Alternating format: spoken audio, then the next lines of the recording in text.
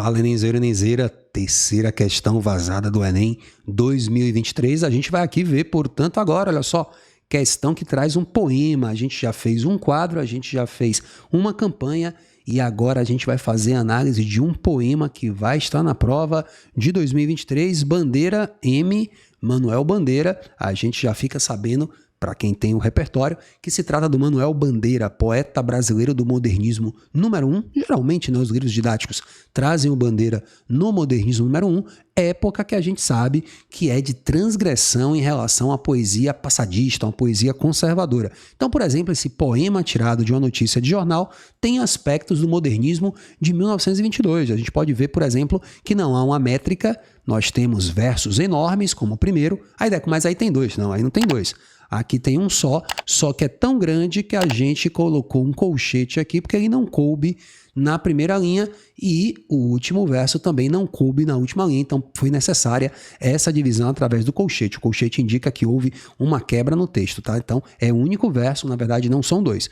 Então o que é que acontece? Tem uma métrica irregular, porque tem versos tão grandes e tem versos tão curtinhos quanto bebeu, e também a gente não vê a presença da rima, né? Cadê a rima? Eu tenho, por exemplo, aqui o sem número, e eu tenho novembro, não tem rima. Então, dentro da ruptura proposta pelo modernismo da Semana de Arte Moderna, nós temos aí materializada essa ruptura no poema de Manuel Bandeira, poema tirado de uma notícia de jornal, um poema bastante famoso, bastante antologizado, vamos dizer assim, bastante presente em coletâneas sobre o Manuel Bandeira e sobre o modernismo no Brasil. Então veja que a referência bibliográfica abriu aí um repertório de informações para a gente e presente na obra completa do Bandeira, de poesia, publicada pela Nova Aguilar em 1993. Então, referência bibliográfica, nossa primeira passagem, interessante, esclareceu alguns fatos e isso pode ajudar ou não na nossa resolução.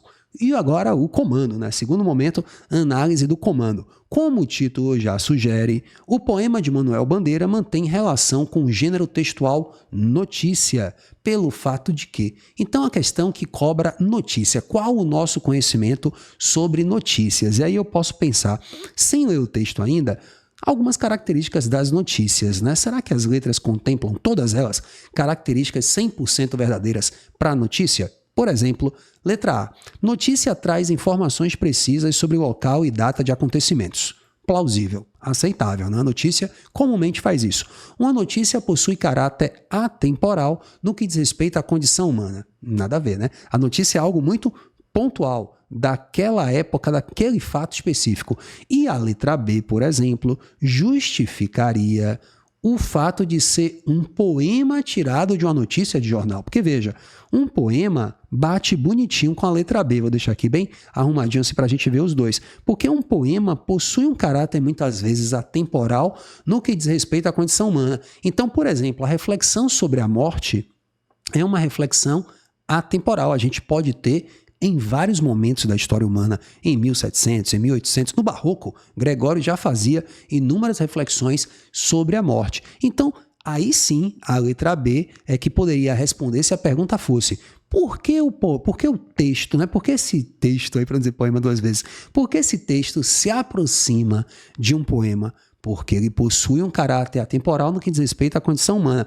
Existe um suicídio, existe uma cena que a gente vai ver que diz respeito à reflexão existencial. Não li o texto ainda, mas a letra B não tem nada a ver com notícia. A letra C, uma notícia tem pequena extensão.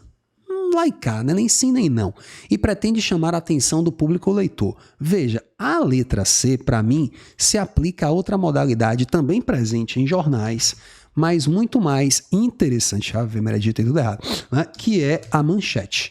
Né? Então a manchete é sim uma forma textual curta, pequena e que tem a missão de chamar a atenção do leitor, né? Aquela chamada do jornal, aquelas letras maiores no jornal que chamam nossa atenção. Então a letra C tem mais a ver com manchete do que com notícia, também não iria nela mesmo sem ler o texto. Uma notícia apresenta linguagem denotativa, informativa, sim, aí sim estou marcando, e constrói uma narrativa impessoal. Aí sim também. Agora deu problema, né? Porque duas sendo verdadeiras, pelo menos nessa pré-análise, eu tenho que ler o texto. Então a letra D atrapalhou aí meu desempenho, que estava muito bom, vou ter que ler o texto, mas vou logo ler a letra E para ver se ela é plausível. Uma notícia sintetiza em um personagem a condição existencial do brasileiro humilde. Olha, a letra B e a letra E dizem mais respeito à questão poética, à questão literária. Ou seja, por que essa notícia de jornal é também um poema na visão de Bandeira? Letra B, porque possui um caráter temporal no que diz respeito à condição humana. Ok. Porque sintetiza em um personagem uma condição existencial do brasileiro, ou seja, uma metonímia da parte pelo todo. Aquele brasileiro específico sintetiza o Brasil como um todo. Poderia ser, né? O que acontece, por exemplo, no Morte e Vida Severina, em que o Severino sintetiza o nordestino retirante. Plausível seria, portanto, a letra B e a letra E, plausíveis, né? Seriam as duas para o aspecto poético literário do texto. Mas não foi essa a pergunta e também nem sei se o texto justifica a B e a E sem ler. Tá? No caso, eu acho que a letra B encontra respaldo no texto, mas a letra E não encontra respaldo necessariamente no brasileiro como um todo. O brasileiro humilde, talvez, não sei também se seria não. Tá? Mas como não é um problema da gente discutir a letra E, já vou deixá-la de lado e vou para a análise do texto que vai definir se letra se letra A ou se letra D de dado. Então aí está o texto para a gente ver. Poema tirado de uma notícia de jornal é o título que está reverberado aqui. E diz assim o texto, ó. João Gostoso era carregador de feira livre e morava no Morro da Babilônia, num barracão sem número. Então são dadas informações, de fato, sobre o João Gostoso. Uma noite ele chegou no bar 20 de novembro. Bebeu, eu parei aqui, né? Bebeu, cantou, dançou e depois se atirou na Lagoa Rodrigo de Freitas e morreu afogado. Então existe uma narração, de fato, por um narrador que não participa dos acontecimentos, né? Esse narrador distanciado que, como a câmera aponta o que aconteceu, mostra o que aconteceu, o que deixa pra gente mais uma dúvida no ar. A ideia é que eu acho que são as duas. Espera aí que tem um vacilozinho na letra A. Repare que a letra A fala sobre local preciso. Beleza, eu tô aceitando. Mas a data não, né? Você caiu aí no distrator, porque a data que tá presente aí é uma data que, na verdade, é uma data que é o nome do bar. O nome do bar 20 de novembro, que algumas pessoas fazem até associação. Olha só, 20 de novembro, dia da consciência negra, dia da morte do Zumbi, dos Palmares, e esse João Gostoso, a gente subentende que é um indivíduo que vai estar ali pertencente, né, que vai pertencer à etnia, né, podemos dizer assim, afro-brasileira. Então, 20 de novembro talvez seja esse dia da consciência que ele tomou. Eu, obviamente, não sei se o dia da consciência negra, na data em que Bandeira escreveu esse poema, já era confirmado como dia 20 de novembro, mas é um dia emblemático ali para a negritude. Então, num delírio interpretativo, que não tem nada a ver com o texto, tá aqui do Enem, né, não tem nada a ver com o texto, não tem nada a ver com a questão, melhor dizendo, já muito viajado, a gente poderia chegar até essa conclusão. E por isso que é um poema tirado de uma notícia de jornal, porque ele deixa no ar uma sobrecoisa. O que teria de poético nessa notícia de jornal? O que motivou esse João Gostoso, que era carregador de feira livre, que numa noite chegou lá, bebeu, cantou, dançou, parece que foi feliz e depois se matou? Existe uma lacuna aí, existe um mistério que o leitor começa a querer buscar, começa a querer interpretar. É isso talvez que dê aí o caráter poético também a esse texto tirado de uma notícia de jornal, a esse poema tirado de uma notícia de jornal. Então João Gostoso tem um nome positivo, né? Ele era carregador de feira livre, era um trabalhador mais humilde, que morava no morro, num barracão sem número. Uma noite ele, tão negativo esse cara, com tantas restrições, uma noite chegou lá, bebeu, cantou, dançou, brilhou, foi feliz e depois se matou. Talvez foi a consciência de que aquilo era efêmero e a vida do outro dia seria a vida dura.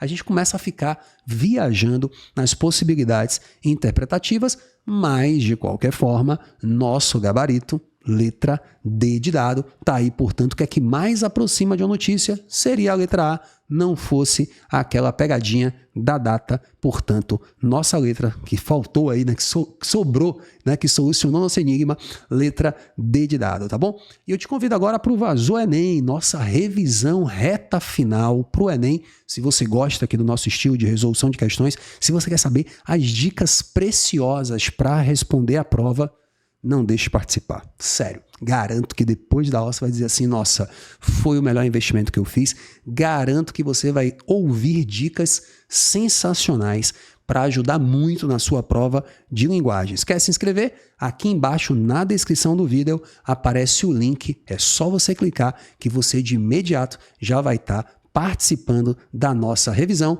nos dias 31 de outubro e 2 de novembro, às 4h30 da tarde, ao vivo, online, para todo o Brasil. Não deixe de participar, que vai ser muito revelador para a sua aprovação. Vem, tô te esperando, hein?